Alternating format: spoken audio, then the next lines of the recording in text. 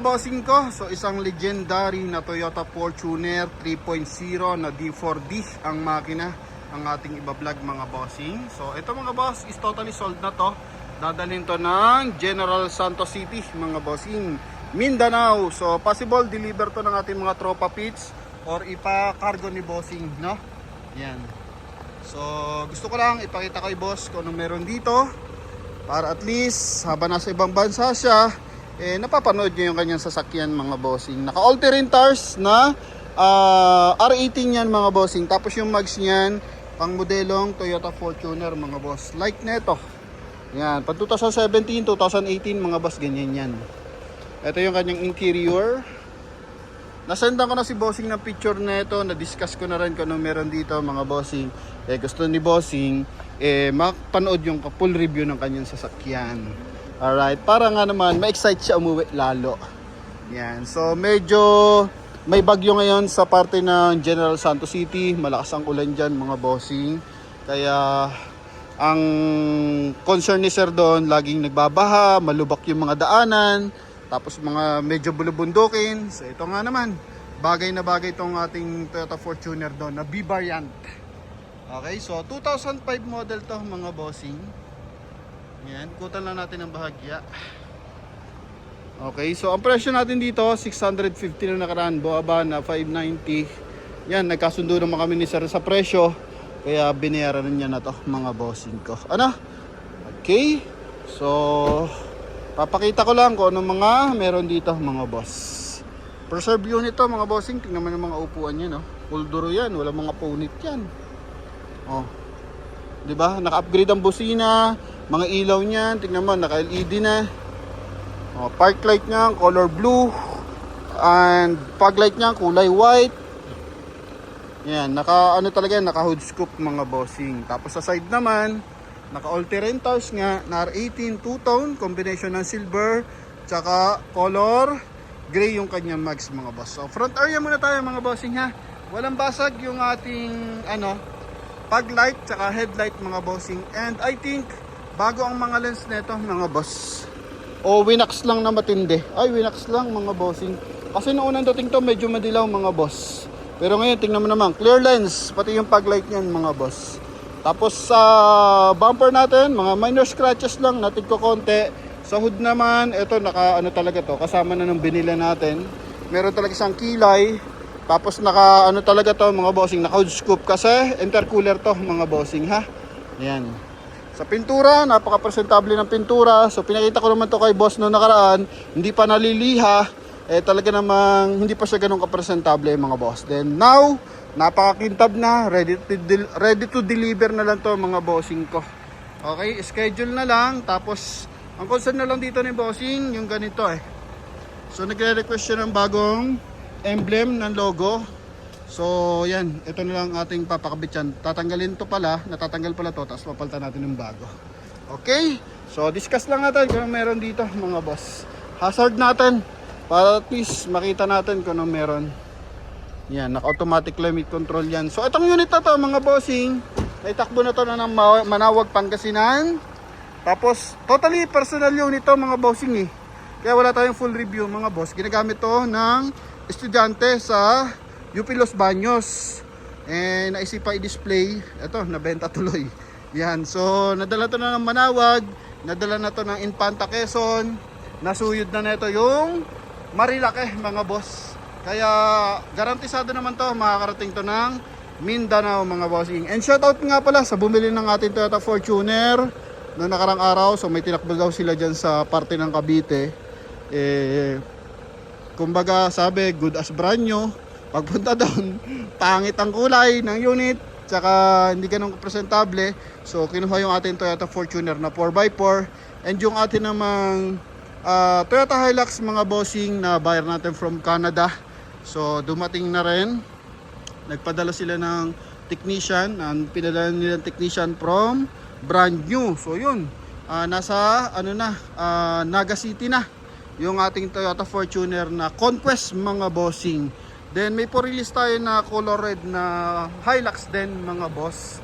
So hinihintay na lang natin kasi may nasilip ako sa papers na dapat ayusin. So pinapaklaro lang natin sa dealer mga bossing ko. Okay, so kaya gusto ko lagi transfer of ownership para yung mga concern mga bossing maagapan natin, ano? Yan. So possible concern sa papeles, sa tawag dito sa sasakyan. So yan, iniingatan natin yan mga bossing ko. Kaya sa mga nag-inquire sa akin, so alam niyo naman yan mga bossing na talagang gusto ko nakatransfer yung ownership mga bossing para at least mahuli natin kung may concern yung papers. Kasi kung mga naka-open deed of sale lang yan, so soon as possible, lalo na medyo mahal na bilhin yung sasakyan, baka magkaroon kayo ng problema about sa papers mga bossing ko. So pinapalalahanan ko kayo. Kahit ito mga bossing, 2005 model to na Toyota Fortuner, pero ito transfer pa rin natin. Then tingnan mo naman yung continuous tayo sa ating unit. Tingnan mo yung ating busina. No? Dalawa, apat. Front grill natin, ito mga bossing. Okay, napakakisig. So wash over unit naman to mga boss. Pinapinturahan natin kasi yung mga gantong model mga bossing is naman yung pintura lang ang nagiging concern yan. So pinapinturahan to ng buo, tapos ginagamit-gamit nga to Los Baños, Pasig, tapos yan nga pinanggagala-gala kumbaga for family use. Then naisipan na display, ayun, benta agad mga bossing ko. Okay, kasi marami naman talagang nakakaunawa pagdating dito sa mga gantong klase ng Toyota Fortuner, legendary sa tibay yung ganito D40 mga boss. Okay, so chrome under handle, chrome din dito mga bossing. Dito naman may mga discoloration lang ng konti, no? Pero mahalaga dito, naka-fix na maigi. Yan mga boss. Tapos naka rain visor, naka roof rail, naka chrome yung ating side mirror. Ito yung windshield natin, all goods, walang bitak mga bossing. Yan, papakita natin mamaya yung engine bay nya. Okay, sa gulong natin, walang dapat problemahin kasi series niya 2023. May mga himulmul pa yan mga bossing ko. Apat yan. Oh. Apat yan mga boss. Talagang pang pang off-road mga bossing. So punta tayo sa interior, upuan. Corduroy ang upuan mga boss. Tapos steering wheel natin, dashboard. So naka dual airbag to. Mileage 123,546 km. Lamig ng aircon mga bossing ha. Yan. So ito naman, check natin kung may offline navigation. Wala tong offline navigation, naka 2D na audio system lang siya. So if ever na gusto mag-upgrade ni sir, kali ibang bansa, magdala siya ng head unit, pwede mga boss. Automatic climate control. Then yun nga, optional 4x4 to. Ito yung kanyang ceiling mga boss. Okay, yan. Ito yung kanyang wood accent. So normal na yung may mga gantong scratches mga bossing ha sa ating panel magkabilaan mga boss. Okay, pero walang basag yung ating dashboard mga boss. Ito naman, lagay ng cup holder, power side mirror. Check natin mga bossing. Ayun, all goods naman mga boss. Dun sa kabilang side.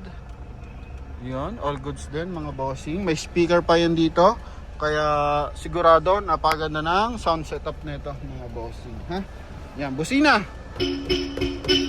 Diba? Kalakas niyan. Kasi nga, apat yan. Armrest with lagay ng mga small accessories mga bossing. Dito naman, walang mga basag na panel yan mga bossing ko. Ha? Yan. Punta tayo sa second row. Ito yung second row natin. May armrest din to mga bossing. Oh, 2005 mga boss. Pero kita mo naman, walang kalundo-lundo ang upuan, no? Grabe. Yung ceiling yan. Kompleto sa hand grip mga boss. Yung likuran. Okay. Taillight natin mga boss. Ito lang mga bossing. Meron lang mga lamat pa lang naman yan mga bossing. Oh. Magkabilaan. Pero napaka minor naman na yan. And magandahan dyan. Naka-fix na to kasi mga bossing. Oh. Nilagyan siya ng mga accessories. Yan. Okay. Ito mga documents na lang to. Early warning device, tapos tools, mga boss. Ito yung kanyang upuan sa likuran. Yun yung aircon. Switch ng aircon sa likod. Then, ito yung mga hydraulic assist. Yan, mga bossing. With 2 air reverse parking sensor. Oh, ha? Sa kabilang side. Sa kabilang side, yan to. May mga markings ng bahagya. Oh. Ito yung pintuan natin. Walang major damage. Walang mga masilya mga boss. Lata-lata lang. Mga ganito lang mga bossing, no? Yan, cover up na kasi nito. So, kagandahan dito nga, fix yung rubber mga boss. Okay, dito rin. Yan. So, mahalaga dito, maayos sa makina, transmission, aircon mga boss. Tingnan mo yung aircon na ito. Di ba? So, hindi tayo nagsasabi na malamig yung aircon. Pero once na nagtutubig yan, and pwede mo i-search yan kung about saan yan mga boss. Sa cooling system yan mga boss. The more na malakas ang tubig niyan, so mas malamig ang supply ng aircon natin. Okay? Yan. So, dashboard. Tapos ito, door panel mga boss. Open natin yung ating engine bay. Turn signal, ito lang ha, hindi na gana mga boss. Yan. Check natin kung may linya, palagyan natin ng bumbilya. Pero I think wala na mga boss, no? Okay, so punta tayo sa ating engine bay mga boss. Yan. Dito pwede maglagay si bossing dito ng top load. No, kasi may roof rail siya. Stock yan na roof rail para mga LC yan mga boss, oh. May top load talaga siya. Lalagyan mo lang siya ng tawag dito. Roof rail tapos roof rack ang kailangan ilagay dyan ni bossing. Ito. Kagandahan dito mga bossing, naglagay na sila ng GT Pro na hydraulic assist. Yan, para magaan yung pag-angat ng ating engine bay. Then since ano to, 2005, pero tingnan mo yung kanyang engine bay, all goods na all goods yan mga bossing. Walang mga tagas. Okay? Yan o. Mga oil seal, all goods yan. Kasi pag may mga basa-basa dyan, so it means may tagas yung oil seal. Alright? Yan. Baterya natin, naka Dynapower. Ha? ABS. Intercooler to mga bossing ha. Yan. So yun yung nagbibigay ng additional na power sa ating unit. Busina natin. 4 yan mga boss. Yan. So ito yung ating hood. Walang masila yung hood natin mga boss.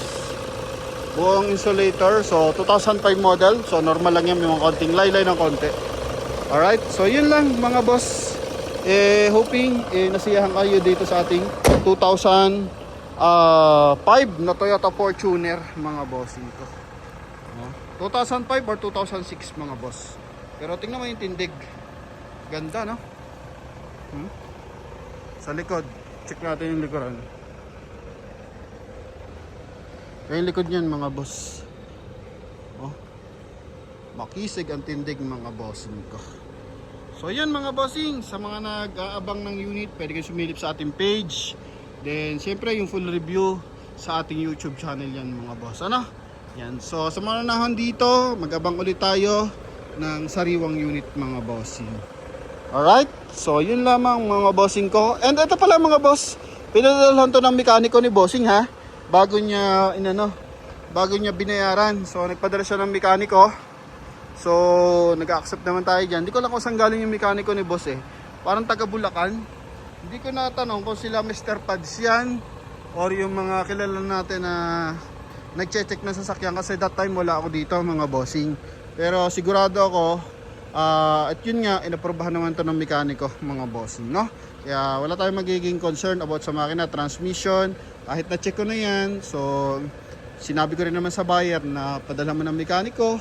Para at least, kumbaga, satisfied ka sa akin, fully satisfied ka sa unit. Alright, so yun lamang mga bossing. Maraming salamat sa lahat ng tumatangkilik ng ating page. And hoping makuha mo yung iyong dream car dito sa Promote PH. Yun lang, thank you.